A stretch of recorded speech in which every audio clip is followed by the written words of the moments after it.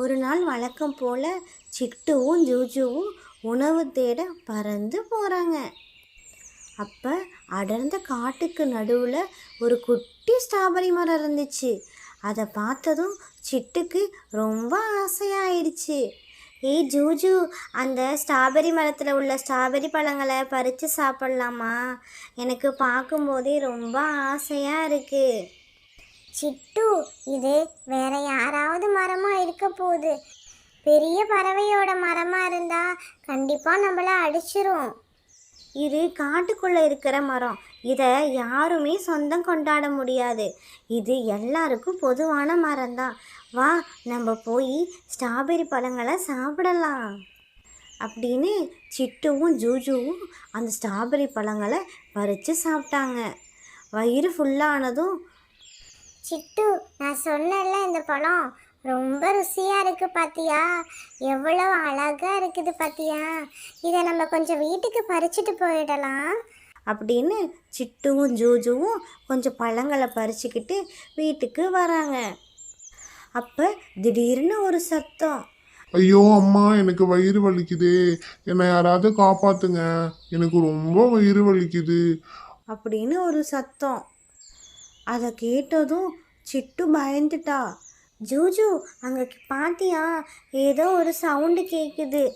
ஏதோ ஒரு பறவை வயிறு வலியால் கஷ்டப்படுது போல.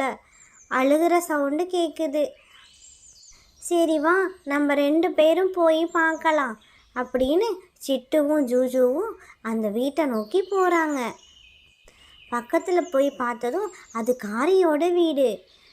காரி தான் சத்தம் போட்டு அழுதுட்டுருக்கு. ஏய் காரி, நீ ஏன் இப்படி எதையாவது சாப்பிட்டு வந்து அழுதுகிட்டு இருக்க? உன்னை யார் பலாப்பழத்தெல்லாம் சாப்பிட சொன்னது? இப்போ வயிறு வலிக்குதுன்னு அம்மா அப்பான்னு அழுதுகிட்டே இருக்கிற அப்படின்னு காரியை பார்த்து குஷி திட்டுது. சிட்டுவும் ஜூஜுவும் காரி வீட்டுக்குள்ளே போகிறாங்க. காரி, உனக்கு என்னாச்சு? நீ ஏன் இப்படி அழுதுகிட்டே இருக்கிற? சிட்டு, அந்த அடர்ந்த மரத்துக்கு இடையில ஒரு பலாப்பழ மரம் இருந்துச்சா, அதுல உள்ள பலாப்பழங்கள் கீழே விழுந்து கிடந்துச்சு. அதெல்லாம் சாப்பிட்டேனா, அதுல இருந்து தான் எனக்கு பிரச்சனையே வந்துச்சு. வயிறெல்லாம் வலிக்குது சிட்டு, எனக்கு என்ன பண்றதுனே தெரியல. குஷி, நீ ஏதாவது மறந்ததும் கொடுத்தியா? காரி பாரு எவ்வளோ கஷ்டப்படுதுன்னு. சிட்டு, நீ சும்மா இரு. இதுக்கு வேற வேலையே இல்லை. எங்கேயாவது போய் மரத்தில் பறித்து சாப்பிட்டுட்டு வயிறு வலிக்குது அம்மா அப்பான்னு அழுதுகிட்டு தான் இருக்கும். இது வாயை கட்டுப்படுத்துறதே கிடையாது. எதை கிடைச்சாலும் திருடி திருடி சாப்பிட்றது. அதான் இந்த காரியோட வேலை. நீ கவலைப்படாத, நானும் ஜூஜுவும் போய் மருந்து ஏதாவது கிடைக்குதான்னு பார்க்குறோம். சிட்டுவும் ஜூஜுவும் காரிக்காக மருந்து தேட பறந்து போகிறாங்க. அப்போ வழியில் ஆந்தையண்ணாவை பார்க்குறாங்க. ஆந்தையண்ணா, எங்கள் காரிக்கு வயிறு வலிக்குது, அதுக்கு ஏதாவது மருந்து கிடைக்குமா? மருந்தெல்லாம் எனக்கு தெரியாது, நீங்க போய் மயிலண்ணாண்ட கிட்ட கேளுங்க. மயிலண்ணா தான் மருந்து செடியை பத்தி எல்லாத்தையும் தெரியும். மயிலண்ணாக்கு தான் மருந்து செடிகளை பத்தி தெரியும். மயிலண்ணா கிட்ட போனீங்கன்னா கண்டிப்பா உங்களுக்கு தீர்வு கிடைக்கும். அப்படி ஆந்தையண்ணா சொன்னதும் சிட்டுவும் ஜூஜுவும் மயிலண்ணாவை தேடி போகிறாங்க. மயிலண்ணா வயலில் உள்ள நெல்லெல்லாம் கொறிச்சு சாப்பிட்ருக்கு. மயிலண்ணா, எங்களுக்கு ஒரு உதவி வேணும். சொல்லுங்க சிட்டு, உங்களுக்கு என்ன உதவி வேணும்? காரிக்கு வயிறு வலி, அது வயிறு வலியால் ரொம்ப கஷ்டப்படுது. அதுக்கு தான் ஏதாவது மருந்து செடி கிடைக்குமா? ஓ, மருந்து செடி தேடி வந்தீங்களா? சரி, இந்தாங்க மருந்து செடி. இந்த செடியில் உள்ள கஷாயத்தை எடுத்து நீங்கள் காரிக்கிட்ட கொடுங்க. காரி குடிச்சிச்சுன்னா கொஞ்ச நேரத்திலேயே சரியாக போயிடும். அப்படியா மயிலண்ணா, ரொம்ப நன்றி மயிலண்ணா அப்படின்னு சொல்லிட்டு சிட்டுவும் ஜூஜுவும் கிளம்பி காரி வீட்டுக்கு வந்தாங்க. காரி, நீ கவலைப்படாத, உனக்கு மருந்து செடி நாங்கள் கொண்டு வந்துட்டோம். மயிலண்ணா தான் இந்த மருந்து செடி கொடுத்தாங்க. சிட்டு அந்த மருந்து செடியில் கஷாயம் எடுத்து காரிக்கிட்ட கொடுத்துச்சு. காரியும் அந்த மருந்தை குடிச்சிருச்சு. குடிச்சதும் கொஞ்ச நேரத்திலேயே எழுந்து உட்காந்துருச்சு. சிட்டு, ரொம்ப நன்றி சிட்டு. நான் வயிறு வலியால ரொம்ப மயங்கி கிடந்தேன். நீ கொடுத்த மருந்தை குடிச்சதும் தான் நான் எழுந்திருச்சு உக்காந்துருக்கேன். இந்த உதவியை நான் மறக்கவே மாட்டேன் சிட்டு.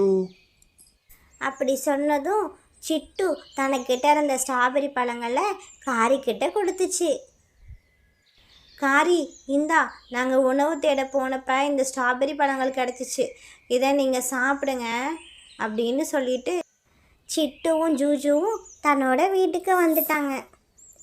மறுநாள் காலை விழுந்ததும் சிட்டுக்கு ரொம்ப பசிக்க ஆரம்பிச்சிருச்சு. ஜூஜு, வரியா? நம்ம 2 பேரும் நதிக்கரை ஓரமாக போய் தண்ணி குடிச்சிட்டு ஸ்ட்ராபெரி பழங்கள் சாப்பிட்டுட்டு வரலாம். அப்படி சொன்னதும் சிட்டுவும் ஜூஜுவும் அந்த ஸ்ட்ராபெரி பழ மரத்துக்கு போகிறாங்க. அப்போ மரத்தில் கழுகண்ணா உட்காந்துருக்காங்க. அதை பார்த்ததும் சிட்டு பயந்துடுச்சு.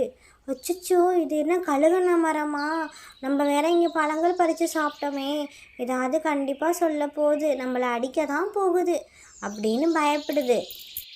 இல்லை இல்லை கழுகண்ணா, நாங்கள் உணவை தேடி வந்தோம், அதான் ஸ்ட்ராபெரி மரத்தை பார்த்ததும் இங்கே இருந்துட்டோம். என் மரத்துல கூட கொஞ்சம் ஸ்ட்ராபெரி பழங்களை காணோம். யாரு திருடிட்டு போனாங்கன்னே தெரியல. சிட்டுவும் ஜூஜுவும் அதை பற்றி மூச்சே விடாமல் இருந்தாங்க.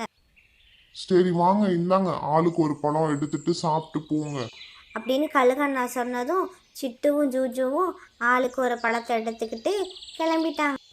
காரியும் குசியும் வீட்டிலேருந்து ஸ்ட்ராபெரி பழங்கள்லாம் சாப்பிட்டு காரி சொல்லு. ஏய் குசி, பாத்தியா இந்த ஸ்ட்ராபெரி பழம் எவ்வளோ ருசியா இருக்குன்னு? சிட்டு இதை எங்க இருந்து கொண்டு வந்தானே தெரியல. அவகிட்ட மட்டும் எப்படி பழங்கள் கிடைக்குதுன்னே தெரியல குசி. ஆனா அவ வச்சிருக்க பழம் எல்லாமே ரொம்ப ருசியா இருக்கு தெரியுமா? உனக்கு வேற வேலையே இல்லை காரி. நீ எல்லாரோடதையும் திருடி சாப்பிட்டு தான் இப்போ ருசி பார்த்துட்டு இருக்க. ஏற்கனவே பலாப்பழம் சாப்பிட்டு வயிறு வலியில் கிடந்த, இப்போ சரியானதும் ஸ்ட்ராபெரி பழத்துக்கு போயிட்டியா? ஏய் குசி, அதெல்லாம் உனக்கு தெரியாது. திருடி சாப்பிட்டாதான் ருசி இருக்கும். காரி சிட்டு பறிச்ச அந்த ஸ்ட்ராபெரி மரத்தை தேடி போச்சு. போனதும் ஸ்ட்ராபெரி மரத்தில் நிறைய ஸ்ட்ராபெரி பழங்களை பார்த்ததும் அது ஆசையில் எல்லா பழங்களையும் பறிச்சிட்டு வீட்டுக்கு வந்துடுச்சு. கழுகண்ணா திரும்பி வந்து பார்த்ததும் மரத்தில் ஒரு பழம் கூட இல்லாததை பார்த்ததும் ரொம்ப கடுப்பாயிடுச்சு. இந்த சிட்டு தான் பழங்களை பறிச்சுட்டு போயிருப்பான்னு நினைக்கிறேன் அப்படின்னு சிட்டு மேலே ரொம்ப கோவப்பட்டுச்சு. குசி கிட்ட வந்து காரி சொல்லுச்சு, ஏய் குசி பாத்தியா, நான் மரத்துல இருக்க எல்லா பழங்களையும் பறிச்சுட்டு வந்துட்டேன். இன்னும் 1 மாசத்துக்கு நம்ம உணவு தேடி அலைய தேவையே கிடையாது. இந்த பழங்களை போய் சேகரிச்சு வை, நம்ம டெய்லியும் 2 பழமா சாப்பிட்டுக்கலாம் அப்படின்னு அந்த பழங்களெல்லாம் காரி சேகரித்து வச்சிருச்சு. கழுகண்ணா சிட்டுவை தேடி போயிடுச்சு. ஏய் சிட்டு வெளியில வா, ஏய் சிட்டு வெளியில வா அப்படின்னு கத்துச்சு. சிட்டுவும் ஜூஜுவும் வீட்டுக்குள்ளே நடுங்கிக்கிட்டு இருந்தாங்க. அச்சச்சோ, கழுகண்ணா நம்மளை தேடி வந்திருக்காங்களே, நம்ம தான் அங்கே பழம் பறிக்கவே போகலையே, ஏன் என்னாச்சு? ஏய் சிட்டு, என் மரத்துல இருந்து ஒரு பழங்களை கூட காணோம். நீ தான் எல்லா ஸ்ட்ராபெரி பழங்களையும் பறிச்சுட்டு வந்தியா? நான் உனக்கு தானே உனக்கு 1 தானே கொடுத்தேன். நீ ஏன் எல்லா பழங்களையும் பறிச்சுட்டு வந்த? அச்சச்சோ கழுகண்ணா, நான்லாம் பழங்களை பறிக்கவே கிடையாது, நான் ஒன்று தான் நான் பறிச்சுட்டு வந்தேன். சிட்டு நீ பொய் சொல்லாத சிட்டு. இல்லை கழுகண்ணா, உண்மையானுமே நான் பழங்களெல்லாம் பறிக்கவே கிடையாது. அப்படி சொன்னதும் கழுகண்ணா காரியை தேடி போணுச்சு. ஏ காரி, நீ தான் பழங்களெல்லாம் பறிச்சுட்டு வந்தியா? அப்படி கேட்டதும் காரி திரு திருன்னு முழிக்க ஆரம்பிச்சிருச்சு. அதை பார்த்ததும் கழுகண்ணா கண்டுபிடிச்சிருச்சு காரி தான் பழங்களை பறிச்சுட்டு வந்துருச்சுன்னு. காரி வீட்டுக்குள்ளே போய் பார்த்ததும் நிறைய பழங்கள் இருந்துச்சு. அதை பார்த்ததும் கழுகண்ணாக்கு கோபம் ஆயிடுச்சு. காரி, இனிமே இந்த திருட்டு வேலை பண்றத விட்டுடு சரியா? நான் ஸ்ட்ராபெரி மரங்களை எதுக்கு வளர்க்குறேன்னா எல்லா பறவைகளுக்கும் பழங்களை பகிர்ந்து கொடுக்க தான் வளர்க்குறேன். நீ ஒருத்தி மட்டும் இவ்வளோ பழங்களை பறிச்சுட்டு வந்தீங்கன்னா மற்ற பறவைங்கள்லாம் உணவுக்கு கஷ்டப்படுமா இல்லையா? இனிமே இந்த திருட்டு வேலையை விட்டுடு காரி, இல்லைன்னா உன்னை அடிச்சே கொன்னுடுவேன். அப்படி சொன்னதும் காரியும் கழுகண்ணா கிட்ட மன்னிப்பு கேட்டுச்சு. கழுகண்ணா கிட்டேயே பழங்களை கொடுத்து அனுப்பிடுச்சு. கழுகண்ணாவும் பழங்களை வாங்கிட்டு போயிடுச்சு.